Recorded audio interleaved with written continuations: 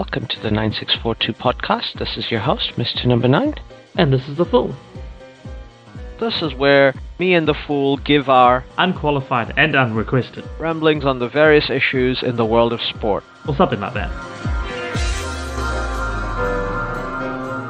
Hello everyone. We are back to discuss our bread and butter, which is the round ball code. Yeah. But we are not going to talk about the Premier League or European football or any of that.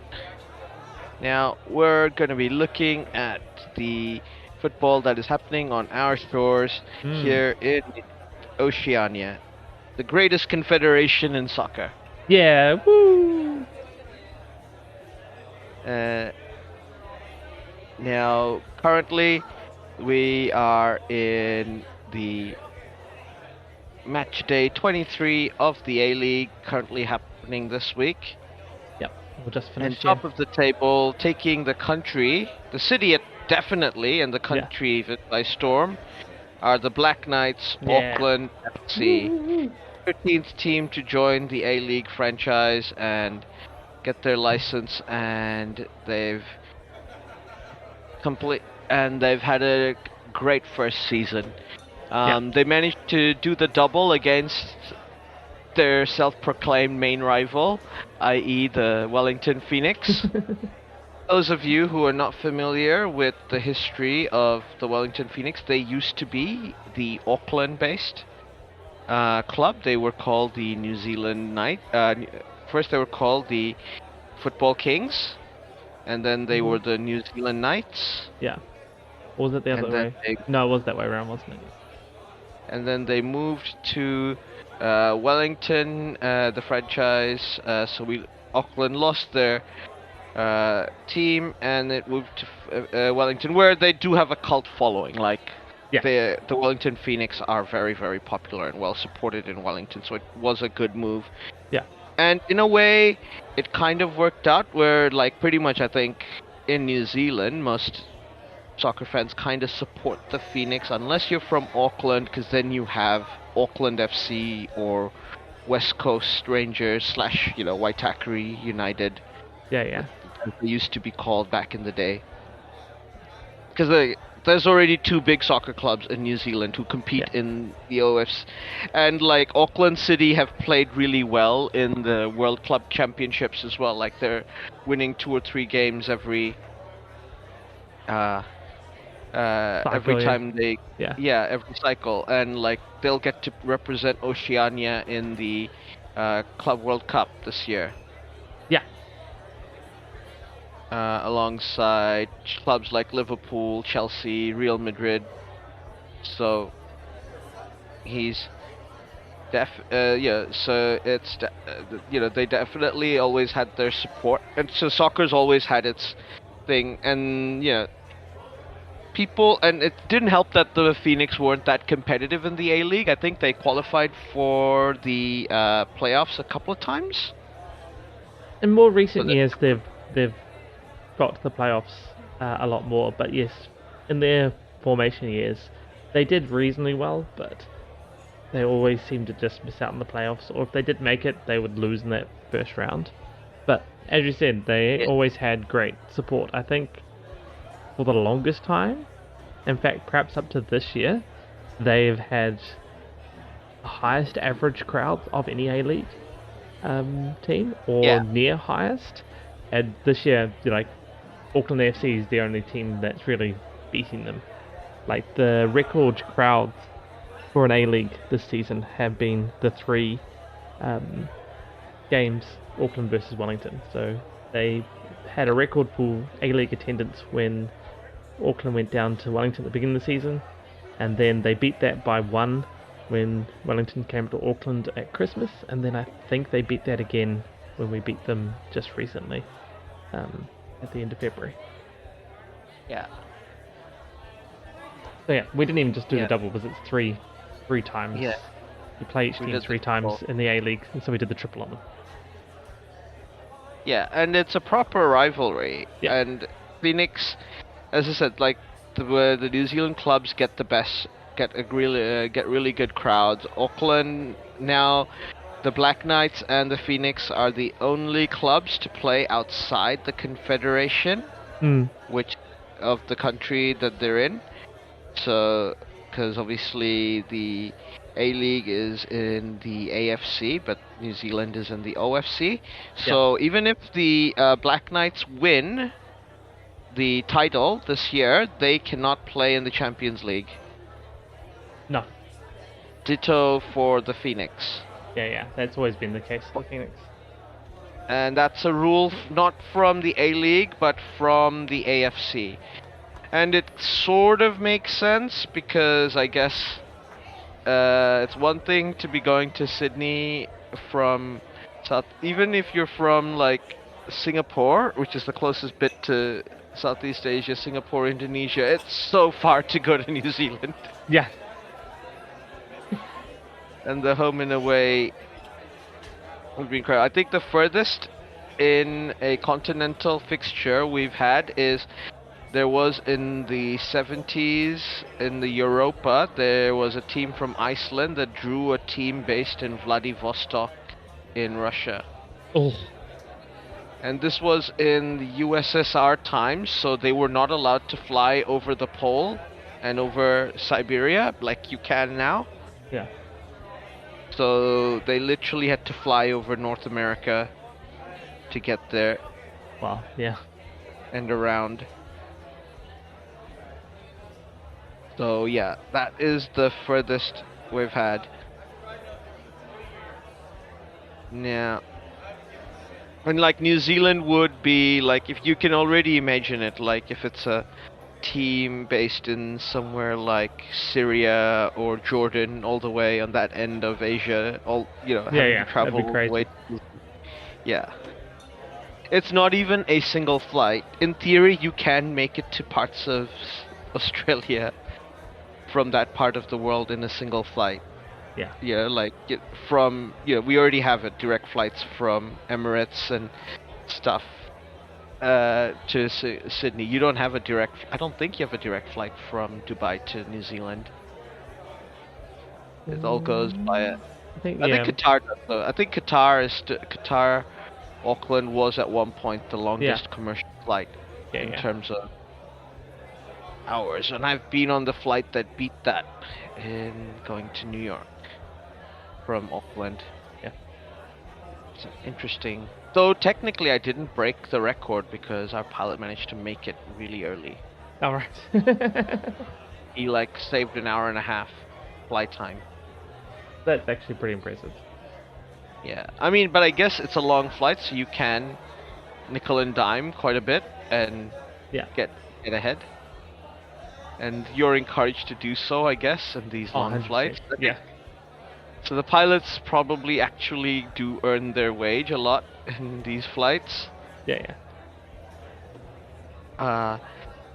But as it is, Auckland, they're the latest club to be owned by Bill Foley, the owner of Bournemouth FC. Mm-hmm. He told everybody when he bought Bournemouth, this was the season we all predicted Bournemouth would get relegated, including us. Yeah. And then Bournemouth had all their receipts of everybody who predicted they'd get relegated. And he bought them in 2022 for, it now seems like an absolute bargain, 250 million US. Yeah, that. And he said, I can't even buy an MLS franchise with this, and I've got a Premier League franchise. And he said that they wouldn't get relegated, and this is there's a lot of people who have feelings about Americans owning football clubs.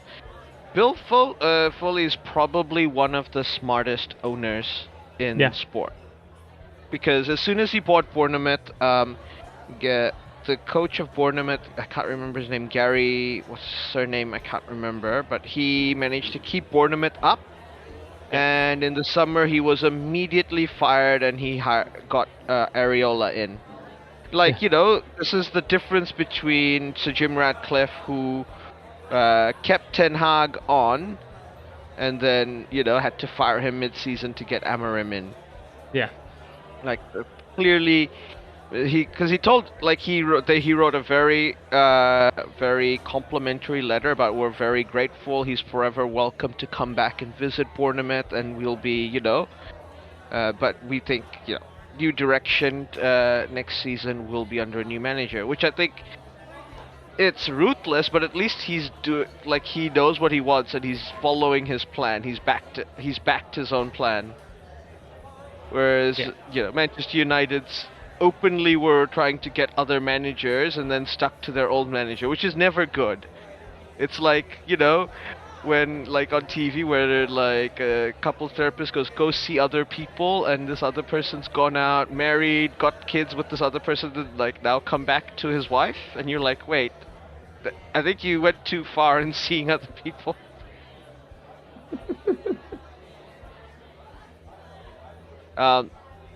So he's got Auckland FC. He also, like, he's obviously part of the got a multi-club model. So he owns Lorient in League Two, and he owns the Scottish club Hibs.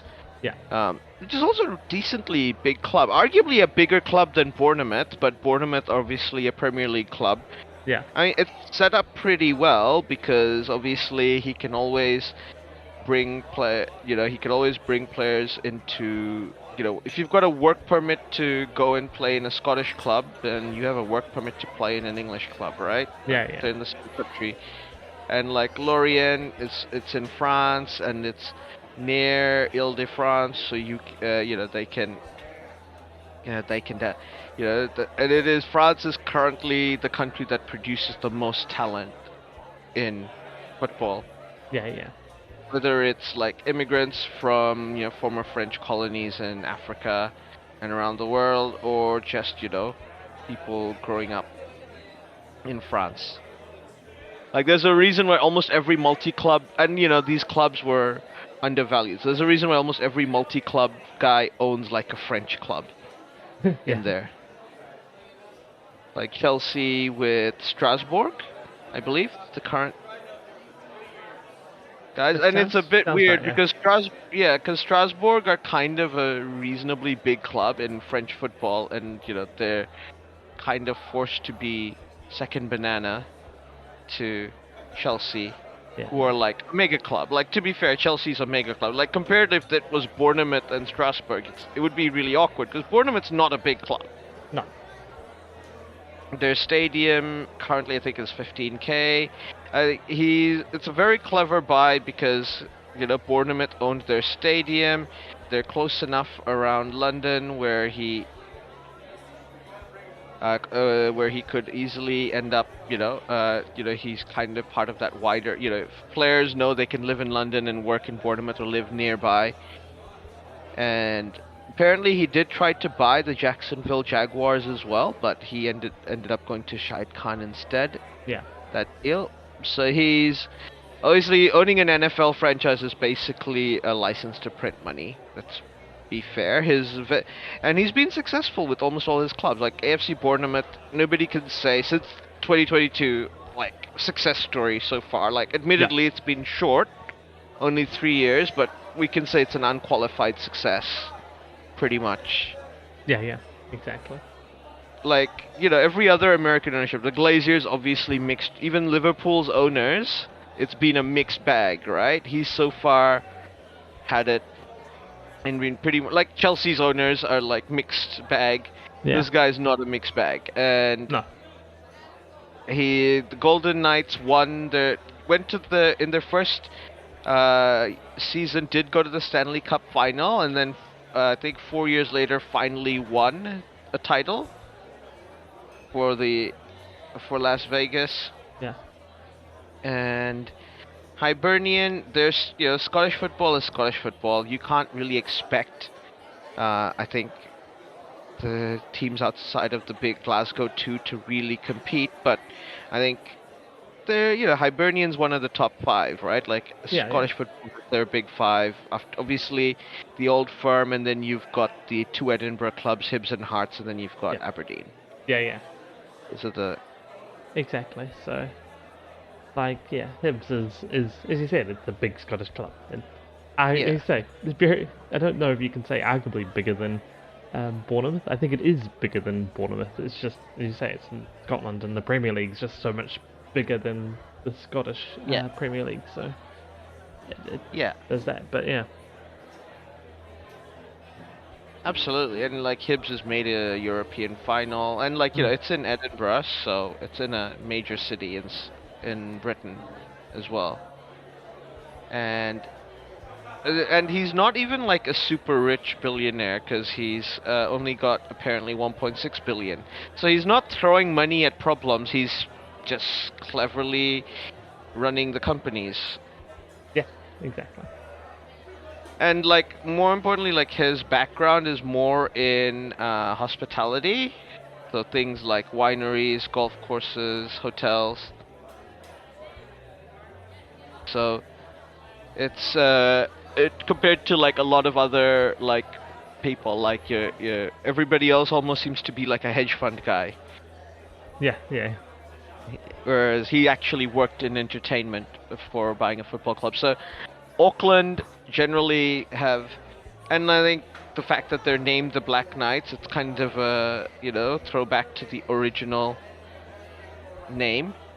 Yeah.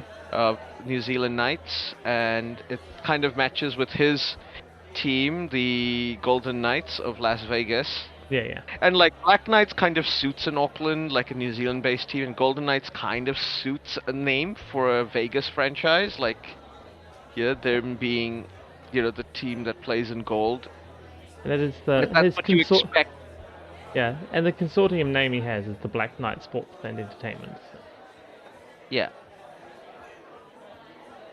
And playing at, and I think the other smart thing they did is that they decided they were going to play at Go Media Stadium, or what we like to call Mount Smart. Yeah. Or that is definitely a smart move, because yes. That's such an awesome stadium to go to. It is an awesome stadium to go to. It's easy to get to because it's got convenient train connections, like Eden Park. Like getting to Eden Park is not hard. Because if you can get to downtown, there are so many ways, and there's so many ways to get to Eden Park from not going to downtown. Like if you've got train access. Yeah. Or you can get to a train. Theoretically, the train for Eden Park's slightly closer than Mount Smart, though, or Go Media, because that's a little bit more of a hike from Penrose to the actual stadium, but still close enough. In a way, that's better, because you start walking together, right? There's people congregate in the shops around the railway station, and then like basically 20-30 minutes before the game, everybody starts walking. This is what happens in the Warriors games, right? Yeah. And that. And the Port, which is the Auckland FC fan club, create an awesome atmosphere when they go and they walk that whole way. Just big group, songs, flags, flares, everything is just an atmosphere and a half. We know the atmosphere will be good, because we knew the atmosphere back when the Kings played in Mount Smart and when the Knights played were good. Well, to begin with, the teams were bad. The fans were never bad here. The fans were never bad. No, the support did wane right at the very end, but in general, they still had a loyal fan base that showed up, and especially the football Kings. Yeah, especially the football Kings had a good time. Yeah. And so it doesn't surprise me that Auckland FC has a good fan atmosphere, and this is built, the multi-club people know how to engender this support, and it doesn't directly compete with the existing New Zealand football infrastructure. So if you're an Auckland City or a West Coast Rangers / Waitakere United or Napier Rovers fan, you don't hate the Black Knights or Wellington Phoenix. They don't compete in your league. Yeah, and both those teams have done very well at integrating with the clubs, with the New Zealand clubs, and looking to use their like the Breakers have done with New Zealand basketball. Exactly. The Breakers are another good example of a New Zealand sports franchise in the Australian leagues that just does really well in terms of New Zealand support, and also working with the local infrastructure to make it all work. Yeah, and I think the other thing that the Black Knights have shown that like there's always been a sleeping giant underneath of soccer in New Zealand. Like Yeah, it's not a sport you can ban from high school like you can with rugby league. yeah, yeah, It's always had a high number of people participating, and there's always had sponsors like McDonald's. Like McDonald's will always be interested in sponsoring soccer in whatever yeah, country they're in, and things like that. You know, like they've always had good-ish sponsors. And they've had lots. The culture around soccer in New Zealand has always like the volunteers and people like even like fan groups. There's so much people who participate and do a lot of volunteer like work. Like when I first moved into our house in Massey, where we lived in near Makura Road, mm. literally there was only 3 people in our neighborhood, like 'cause it was a new subdivision, and one of our neighbors, just because I happened to be wearing a shirt which had, it wasn't even a jersey, it was just a t-shirt with Manchester United, and it had like Ryan Giggs and stuff on it. Yeah, yeah, And my brother was wearing like a Liverpool one. He just came and said, "Oh, you should come to the Immigrant because that's where all the football fans come and watch games." And like there's a Chelsea fan club, there's a Liverpool fan club, and there's a Manchester United fan club. And we were just like, oh, okay. Like, and that's just something people, like that soccer culture in New Zealand. Like as soon as you find somebody interested in football, like you like tell them, oh, this is where you can go. And like, there's no gatekeeping. Everybody wants people to enjoy football. yeah, yeah, exactly. Whether they're men, women, because we enjoy watching both in New Yeah, yeah, Zealand. And the so like I think the fact that the Black Knights have been so successful at building up that fan base, it just shows it was already there. And I think people already like the Premier League is all encompassing. Like it's made football mainstream in New Zealand because football was almost a niche, like it was a hipster sport, right? yeah, For a long time, like you were a hipster if you liked football. Unless you were an immigrant from a country where football is the most popular. yeah, Like if you grew up in New Zealand and like, in like a household of people who are New Zealanders, like be like, soccer? Really?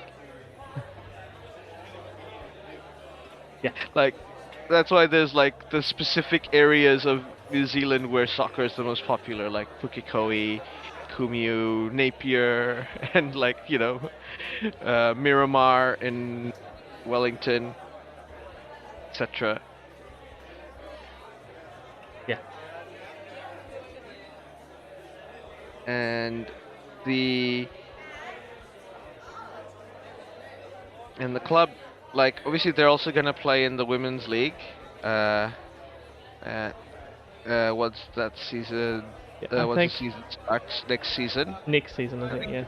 They've got their they've also got their reserves are going to play in the New Zealand uh, National Premier League this coming season as well. Like the Phoenix, Yeah. have their reserves play in the New Zealand top flight as well, and so that will have the Black Knights reserves playing in that, which is Yeah. another way that they help bolster the game here in New Zealand to make sure there's a professional aspect to it, is that they're able to field a team. Yeah. They Yeah. would be the only, like, because at the moment there's only Auckland FC, right, and the 2 reserve teams that play in the league that are like full-time professional teams. Yeah, yeah, yeah, pretty much. Sorry, not Auckland FC, Auckland City. Yeah, yeah, yeah. You have to be precise because Auckland City are a different entity to Auckland FC. Yeah, and there's Auckland United as well, which is a different one again. So Yeah.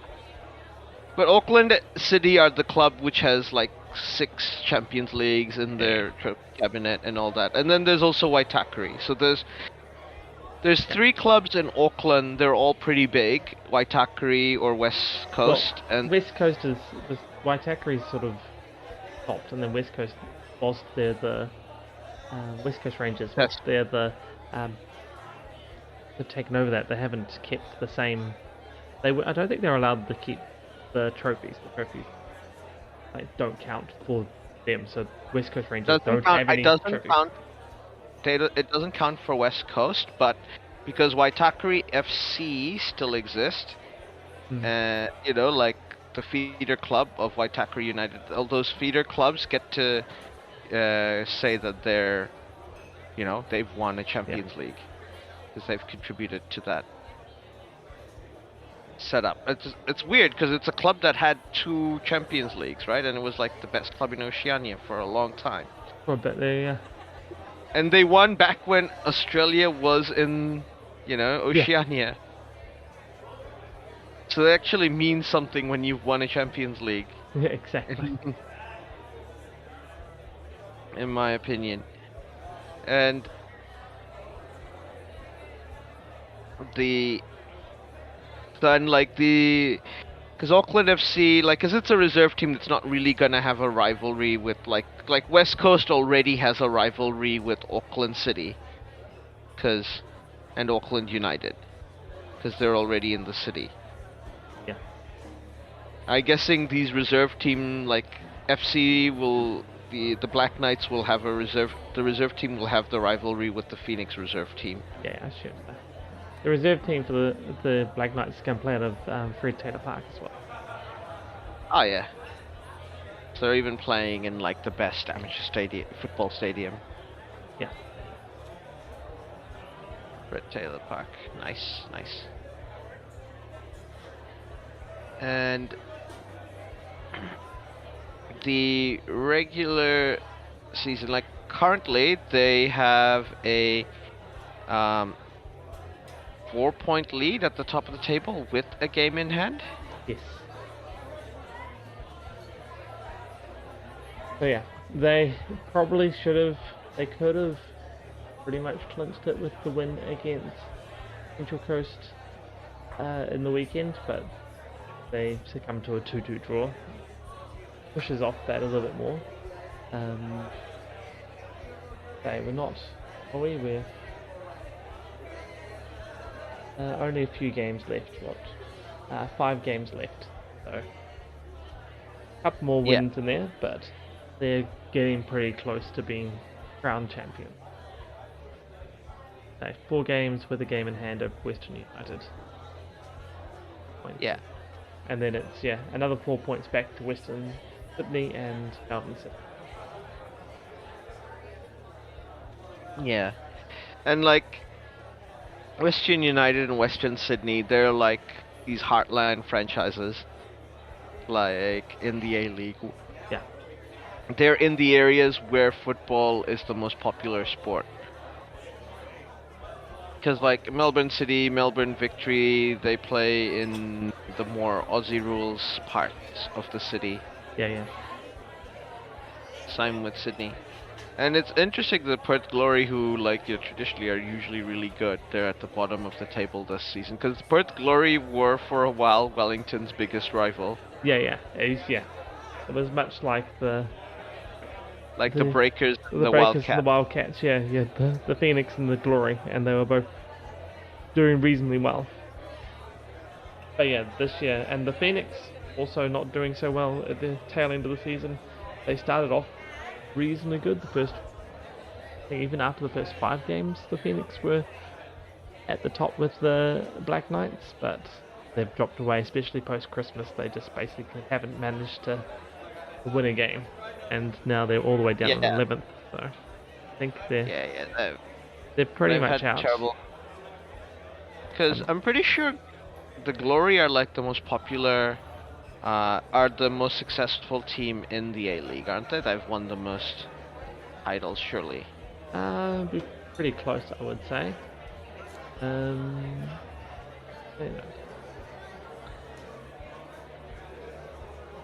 First championships, no, Sydney FC has the most with 5 titles, but the Perth Glory won't be far off that. They'll probably have 4, I think. I think if you count the before A-League when they had it, if you count terms of like who's been the champion of Australia for the most number of times, then it is the Perth Glory. But if it's just the A-League, which started in 2004, then it's probably not the Perth Glory. No, it's Sydney. Yeah.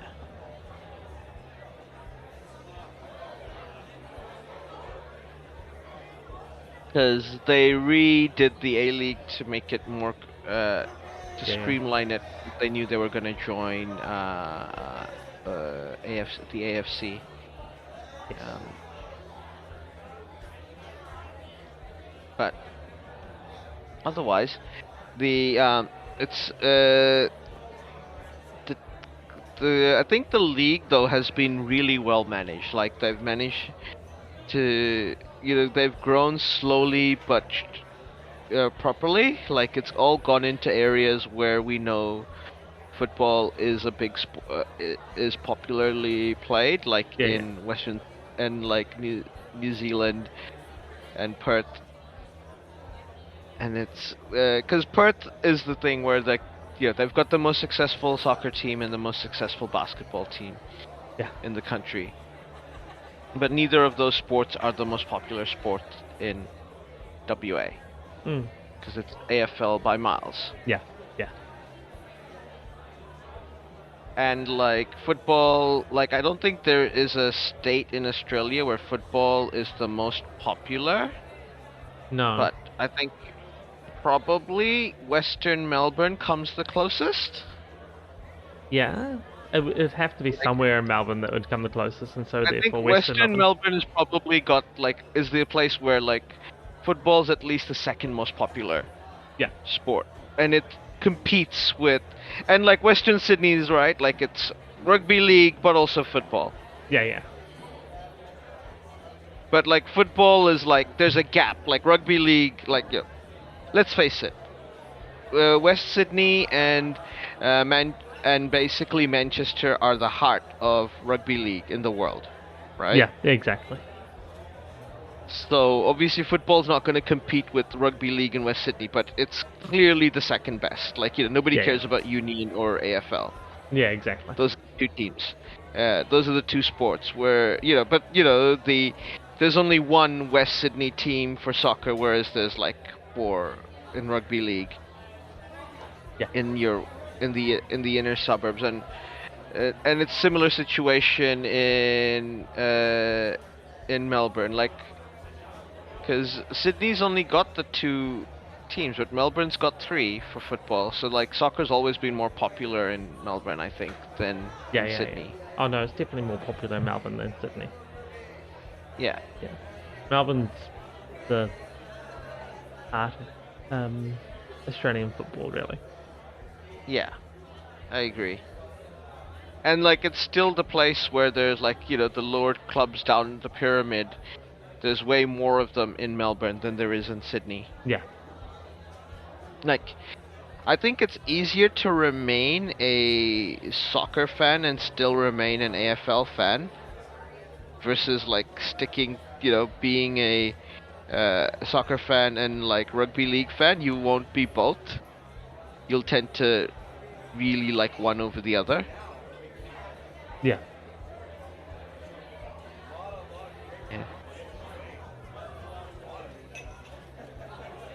Yeah.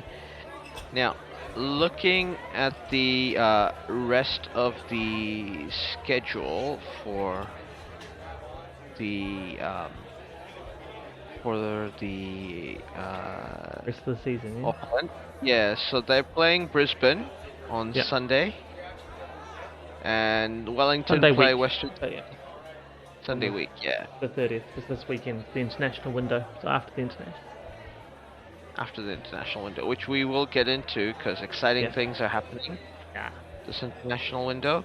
After that, if the title isn't decided, it'll almost certainly be decided on the 25th, match day 25, 5th April, Auckland FC versus Western Sydney Wanderers. That looks like a top-of-the-table clash. Mm-hmm.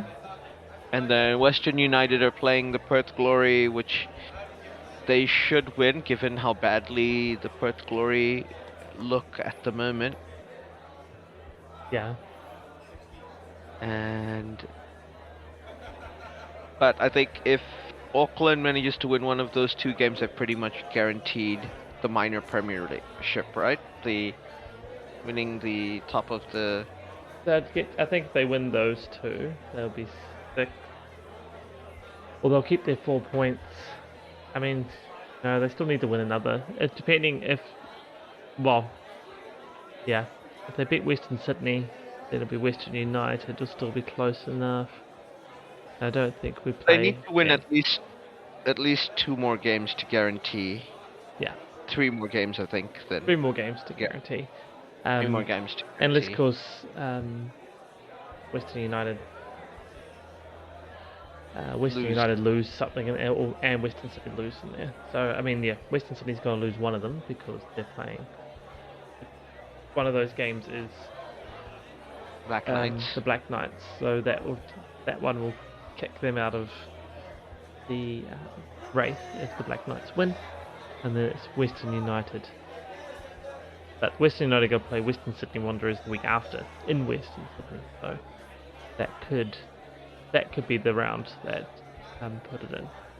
So Auckland FC will be over in Sydney if they win that. Even I think potentially if that's a draw between Western Sydney and Western United, that might, as long as Auckland FC have won up to then that's probably going to be enough.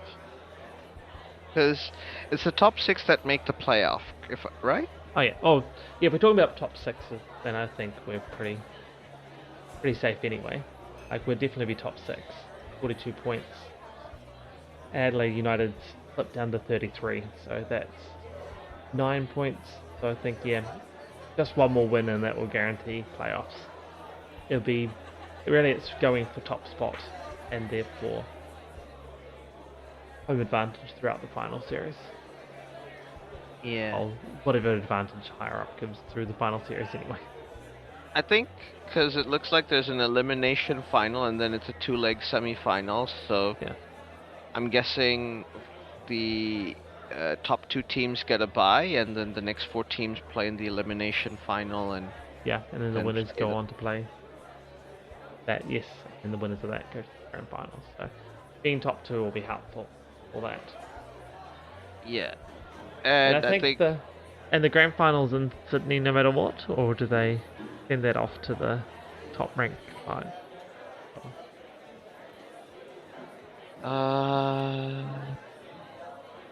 We can have a look. I'm sure it does. Hey. I know a few years back that was 2022. That was up to last year.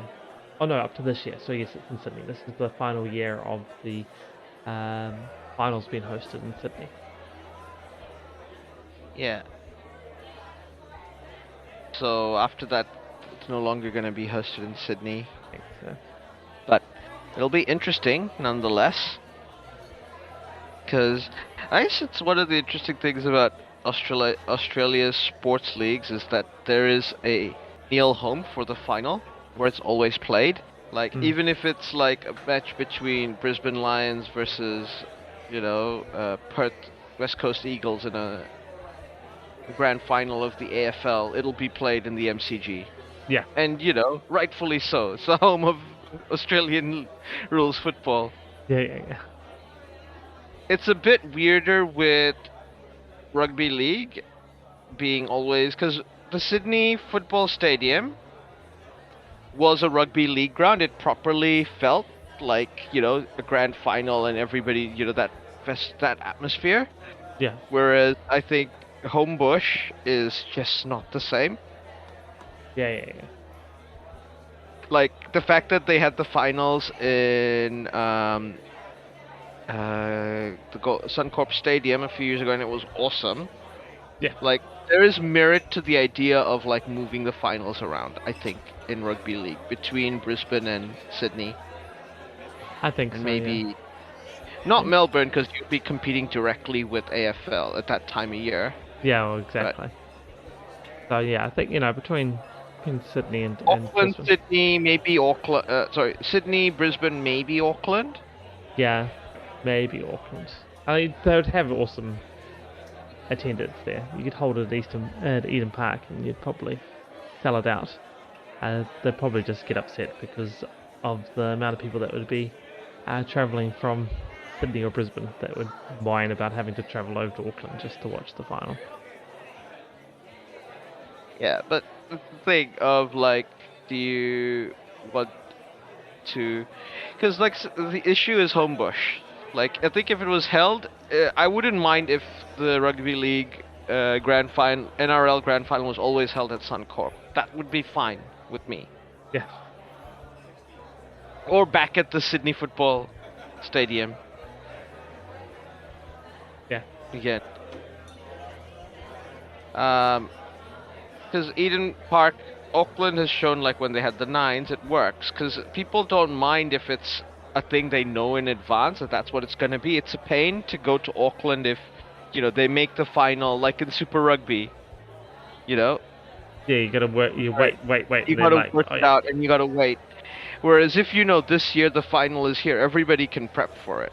Like nobody's nobody's in the dark about, and it's not gonna surprise anyone. Yeah.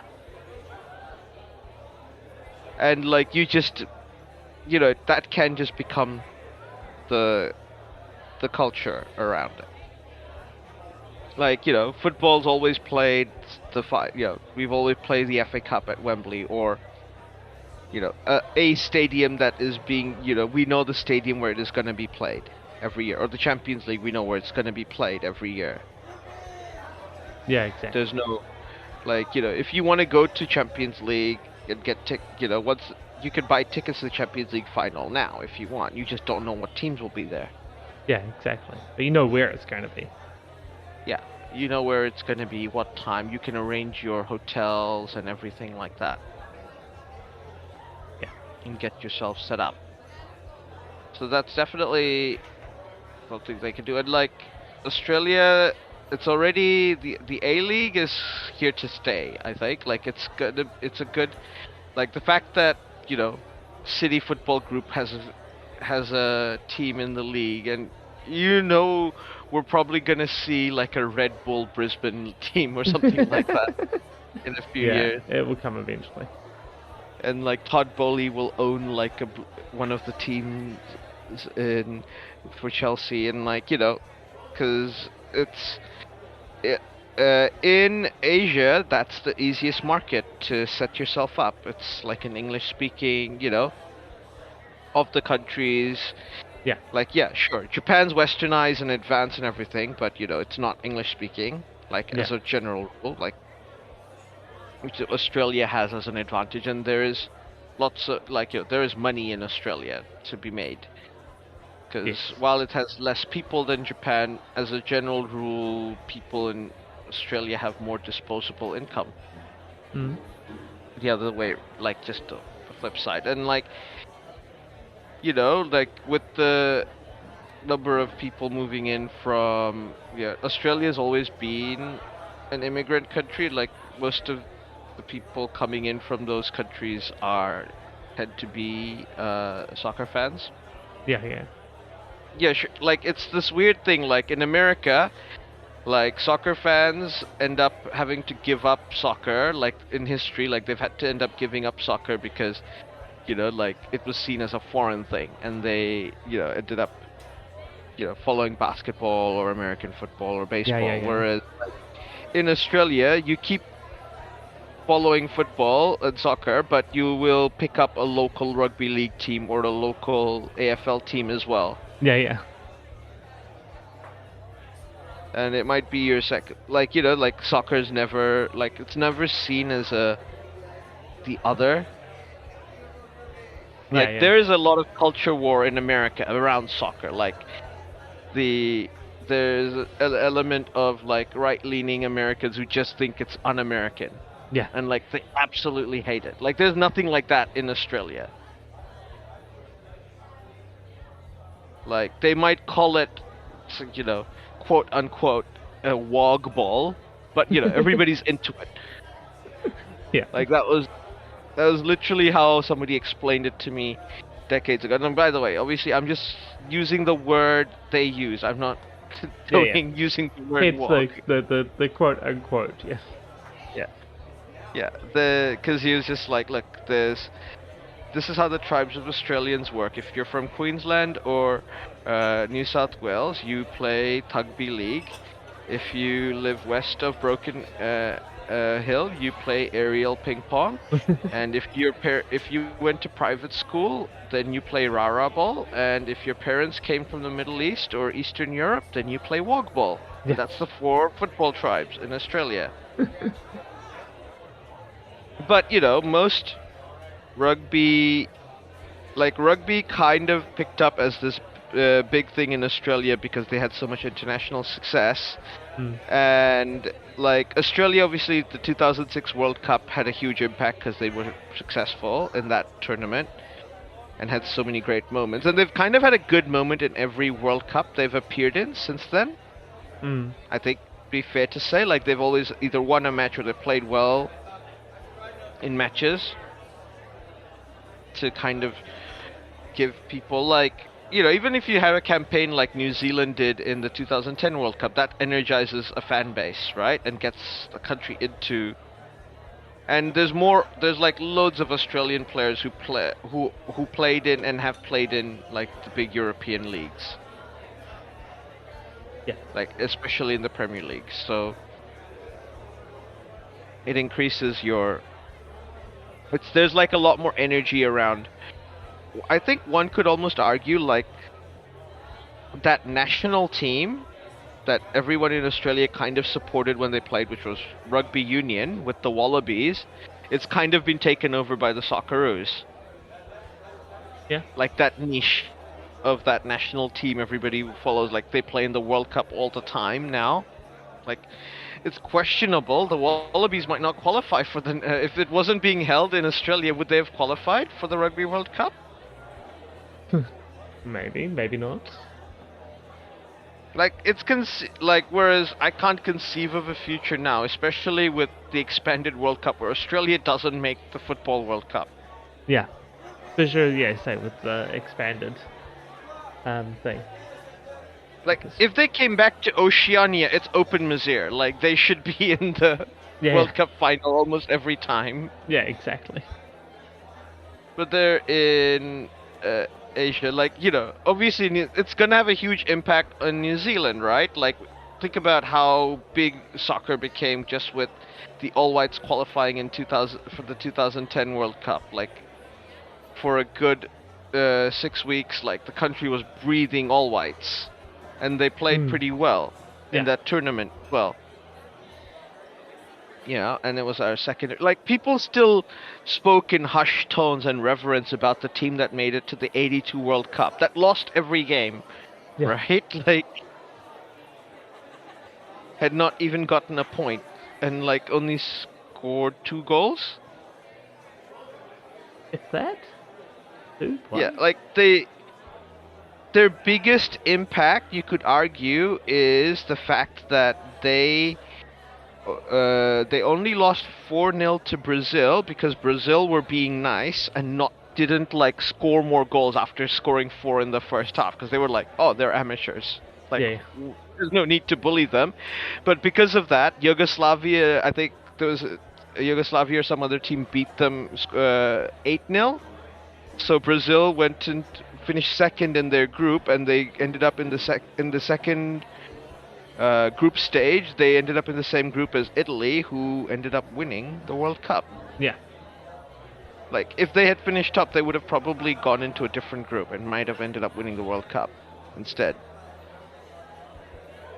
Exactly. It could have been, a different thing.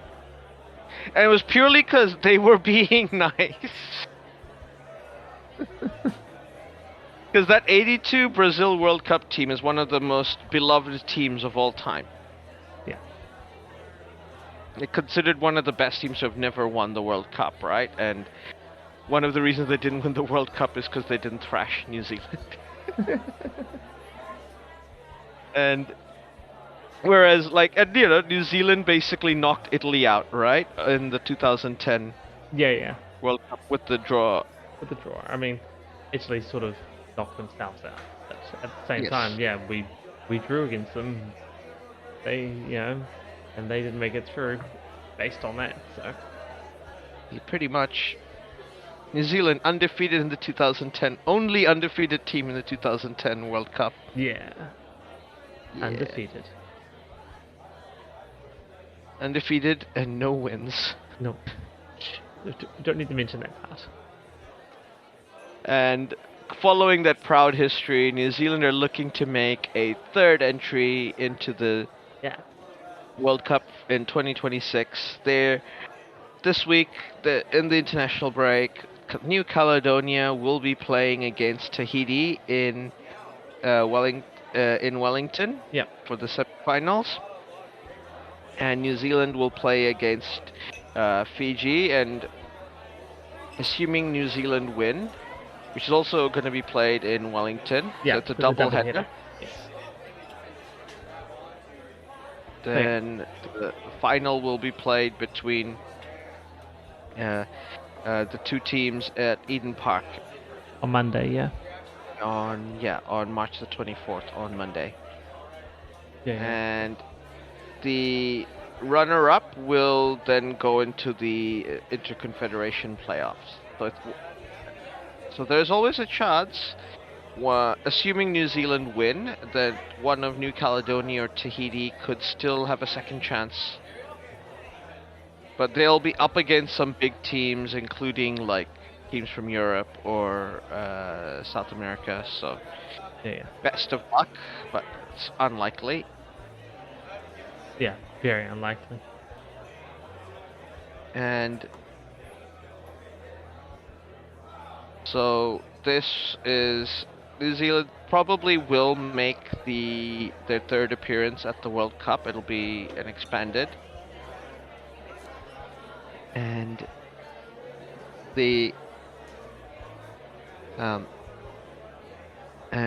it's gonna be like a really interesting situation where like football is really gonna hit it big. Like I don't think people realize like what impact it'll have on growing a sport in a country when your country just starts qualifying regularly for the World Cup. Yeah, exactly. Like in Ireland, like soccer overtook Gaelic sports in the 90s when Ireland were good at football. And like, Ireland now with rugby, they're suddenly good and regularly making it to the quarterfinals. And not any further in the World Cup. But they're regularly doing well in like the Six Nations and getting to the top of the table. And as we mentioned, Australia, where regular qualifying for the World Cup and also playing in the AFC, in the Asian Championships is also and immediately winning the Asian Championships kind of gave them a huge boost. Like New Zealand's expected to win the OFC Championship. Yes, exactly. Where same as Australia were expected to win it, versus like now they're in a confederation where winning it actually means something and people respect what they've accomplished. Like we can be annoyed with Ange Postecoglou, but he's got them a continental title for Australia. Yeah, exactly. So it's gonna be an interesting season. Like the round ball down here is picking up leaps and bounds, and with both Auckland FC and with the All Whites, and I think the fact that Chris Wood is having a magic season. Oh yeah, no, he's having an amazing season as well. So hopefully he can bring that and really put on a show. Yeah. And Wellington then in Auckland. Which, as you say, we should win both those games relatively, but the doing's still to be done. So absolutely.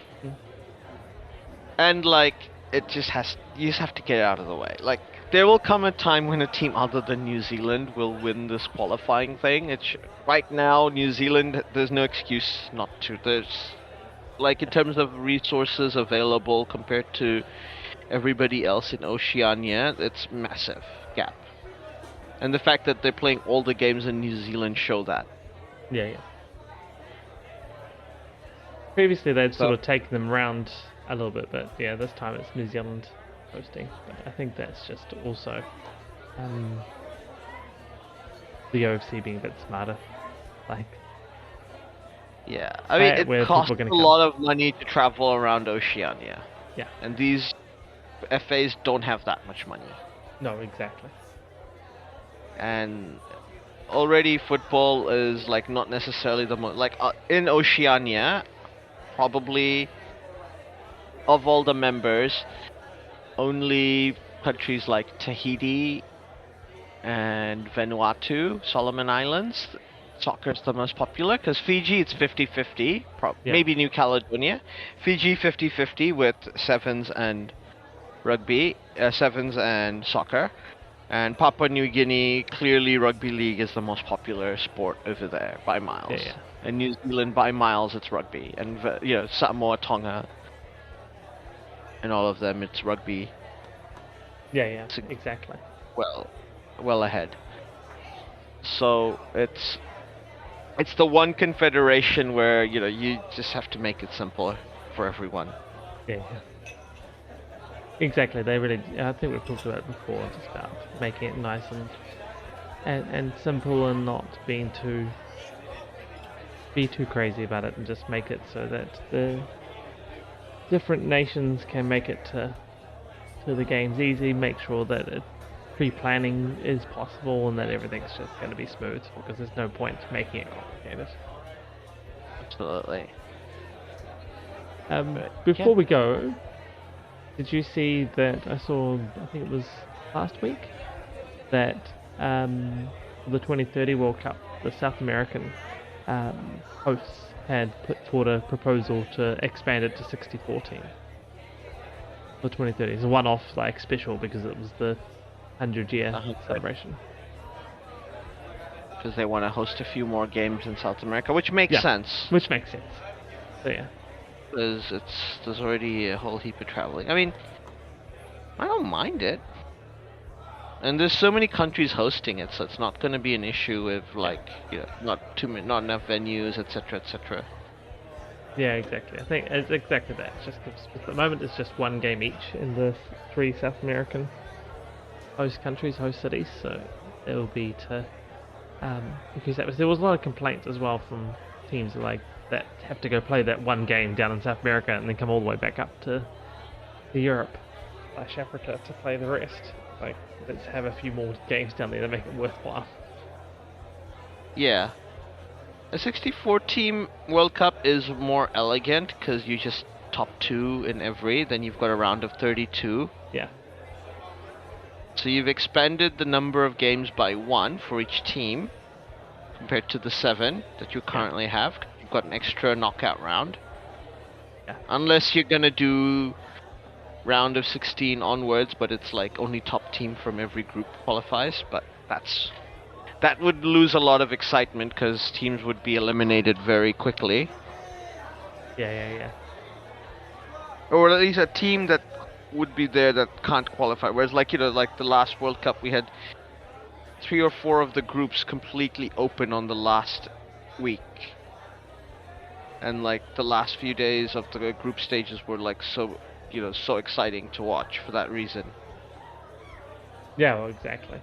So yeah, expanding 64, as you say, would make a whole lot of games at the beginning sort of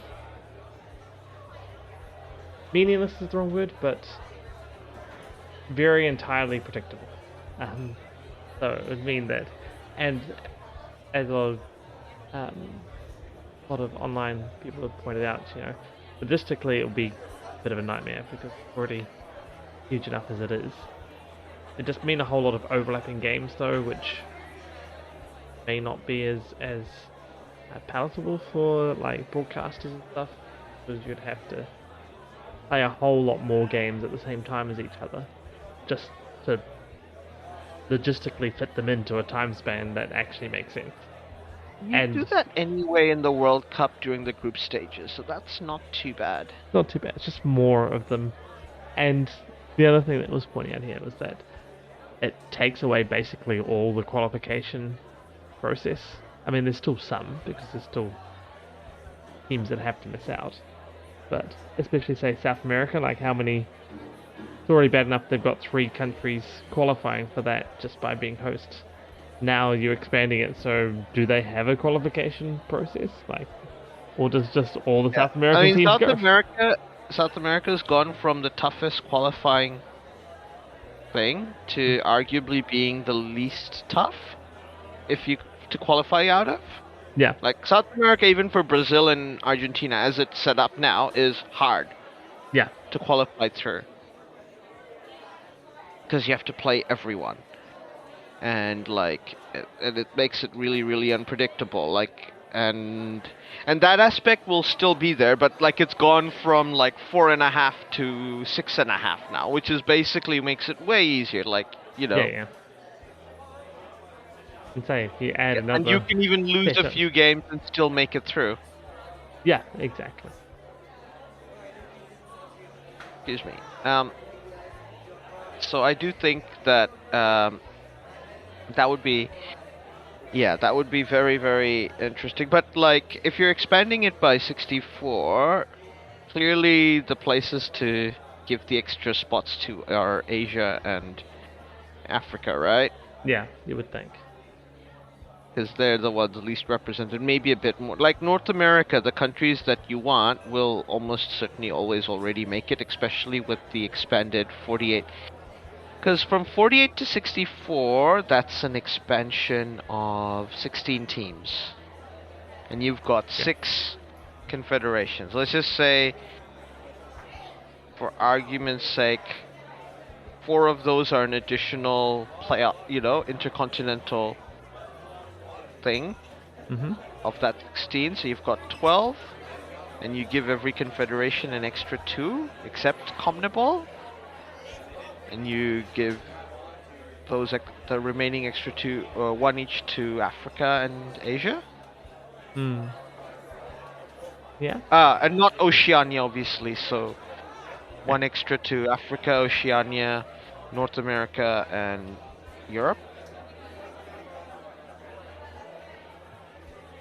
I mean, that's one way you could do it.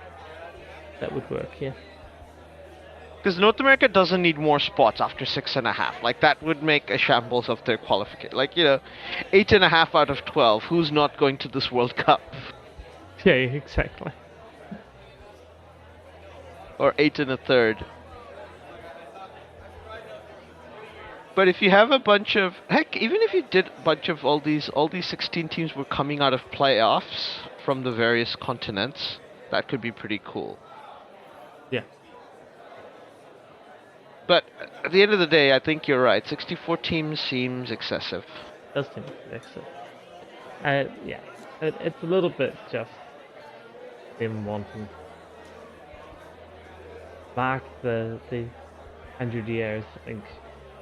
Yeah, I mean, it's what will inevitably happen, right? In a 64-team World Cup, heck, FIFA might have China and India in a football World Cup. Yeah. If India qualifies regularly India and China become one of those countries that regularly qualify for a football World Cup like South Korea and Japan do out of Asia. Let me be clear.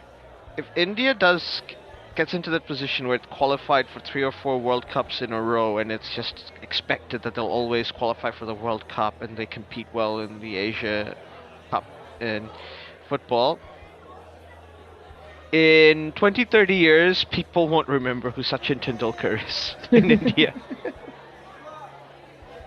Because the World Cup is just so big. Yeah. And as I said, Asia should do what Africa does and have their continent, and North America does, and have their continental competition every 2 years. Yeah. No, we talked about that before as well. Yeah. I think that would make it even more, make soccer grow even more, and that is where the thing is, where soccer makes most of its money, the EPL and all these leagues, is people in that part of the world, East Asia and India, who stay up late and watch games. Yeah. And get that ad revenue and all that in that part of the world. And if they're now regularly qualifying for World Cups as well. Heck, you have a player who's the equivalent of a Son Heung-min from India or China playing in the Premier League, and it changes everything. Exactly. In terms of perception. Like, I think soccer went from being from being second in Korea with baseball to being the most popular pretty much as soon as like South Korea became a team that regularly qualified and put in good performances at the World Cup. And like that like it's a virtuous cycle. Like you start producing players like Park Ji-sung and Son Heung-min and the like, and it just builds on top of that. Yeah, exactly. They say it is a virtuous cycle. Once you start, getting if you start making World Cups, then eyes come, national eyes coming on you. People see that as like, oh yeah, we could play football here. More players playing. Also, the eyes from outside look that way, like, oh, that team's not so bad. Must be a couple of decent players. Maybe we'll pick up a couple. They make it to Premier League or somewhere else. More eyes on it. More people like, oh look, I could do that. So then they play, and you get more of the good sports players wanting to play football. Get a better team. It all just sort of builds on each other. I mean, the classic example is Japan, right? They didn't even have a professional league until 1991. Yeah. And now Japan's one of the best countries in Asia at football. Yeah. And, football's arguably the most popular now. Maybe just behind baseball because Shohei Ohtani exists. But, if Shohei Ohtani had decided to become a soccer player and became the equivalent of what he is at baseball and football, it would be flipped, right? Yeah, exactly. And, and it's the same thing in America, right? Like, MLS only started after the '94 World Cup. Yeah. And then it, built from that, and it became this self-fulfilling virtuous cycle. And the MLS had its ups and downs, it almost went bankrupt, and then Frank Gerber, the guy who they hired from NFL, turned it all around for the league. And he basically just went, look, I want every team to have their own stadium, and it'd be like a soccer specific stadium that is less than 30K. And it's that was such a good owning your own stadium, which which is smaller and you can use to earn income and everything, made every club more stable and created the fan culture and everything that makes football good. Yeah. But more games, more player injuries. It's never good. You and I have spoken about this, so there's that. We'll see what happens. That is the big downside of the expanded format. The window is what it is, and every game you add adds up. I mean, imagine how many games would Rodri play in that 2030 World Cup? There's a good point. Assuming he's still playing football at that point. Touch wood that he is. Yeah. Because he's a great player, but he might be burnt out by then. Well, exactly. It is quite likely, but yeah. But we'll see how that plays out. I mean, it's a suggestion, and it will happen because I think there's too much money to be made now that you've mentioned it. Yeah, now it's been mentioned, it's it seems like it will likely happen just because. Yeah, just because people are like, but money. Yeah, but have you thought money? Exactly. It's like when in cricket, where when the big three were forming, and South Africa were like, we could be part of your big three. It'll be a big four, and they went, okay, where's your money, bro? And they're like, no, we're a good team. Like, haha, good joke. Good joke. Yeah, you thought this was about being good. And yeah, so it'll be interesting to see how that plays out. And yeah, so on that note, I think that's all we have time for today. Yeah. Thanks very much for listening, and look forward to hearing from you next time. Catch you next time.